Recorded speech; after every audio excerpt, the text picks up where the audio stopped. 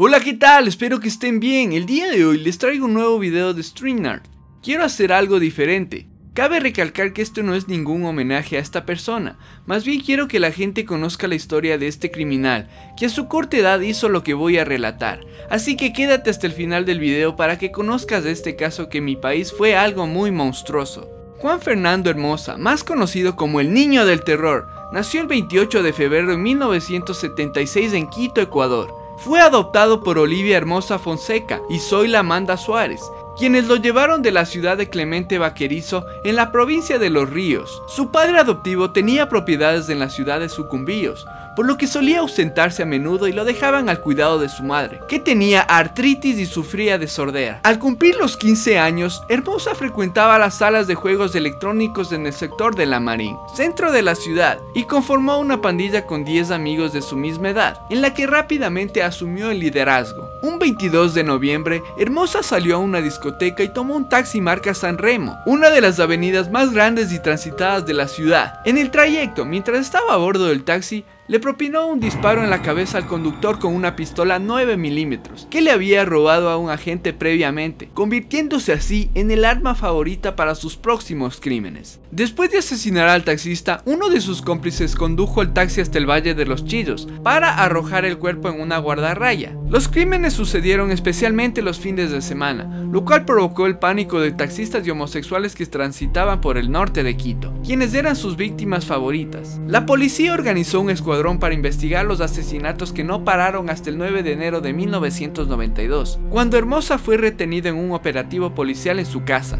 La policía planificó un operativo en el interior de la casa donde residía, y empezó una balacera y por error los policías dispararon y mataron a la madre de Hermosa. Esa equivocación alertó a Hermosa para darse cuenta de la presencia policial. Arrojó una granada a la calle donde permanecía otro grupo de gendarmes. La explosión tumbó la pared lateral de la vivienda que cayó encima de 2 policías. Esa misma mañana, 10 agentes trasladaron a Hermosa hasta el entonces penal García Moreno, donde sorprendidos comprobaron que el criminal era menor de edad. Él dijo lo siguiente: "Quiero dejar en claro que mi nombre es Juan Fernando Hermosa Suárez y que el 28 de febrero cumplo 16 años. Fueron las primeras palabras del Niño del Terror. 16 meses en la cárcel de menores fueron suficientes para convertirse en el líder del lugar, consiguiendo que su novia Yadira ingrese una pistola al penal, arma con la que logró escapar con 10 de sus seguidores, asesinando a un policía con 5 disparos. Hermosa huyó a Colombia, donde contrajo amigdalitis y gracias a esto tuvo que acudir a un centro de salud y finalmente fue capturado, pero en 1996 recuperó la libertad porque cumplió la pena y se fue a vivir con su padre a Nueva Loja, en Sucumbíos. El 28 de febrero de 1996 habría salido a un bar a festejar con sus amigos su cumpleaños número 20. Y ese mismo día habría desaparecido. El cuerpo de Hermosa fue encontrado a orillas del río Aguarico. La policía reveló que al parecer 5 encapuchados lo habrían asesinado. Su cadáver presentaba signos de tortura. El rostro estaba destrozado por cortes de machete y orificios de bala en la cara. Lo identificaron por los documentos que tenía en la billetera. De acuerdo a su problema y su perfil psicológico, él fue diagnosticado como un asesino en serie, siendo responsable los eventos que él tuvo en su infancia, es decir, la adopción y la relación con sus padres. Por sobre todo la figura de padre débil fueron las causas para que este sujeto se haya estructurado como perverso. La desmentida, el mecanismo que cumple su función en Juan Fernando.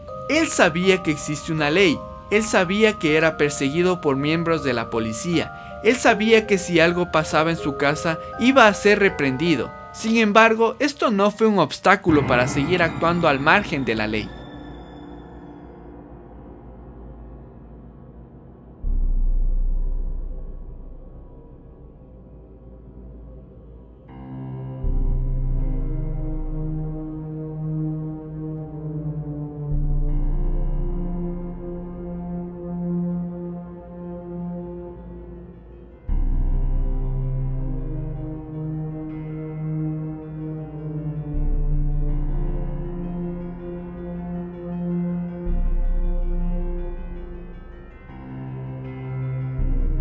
Espero que les haya gustado la historia. Déjenme en los comentarios de quién quisiera que trate el próximo cuadro y la próxima historia. Si les gustó el video, dejen su buen like.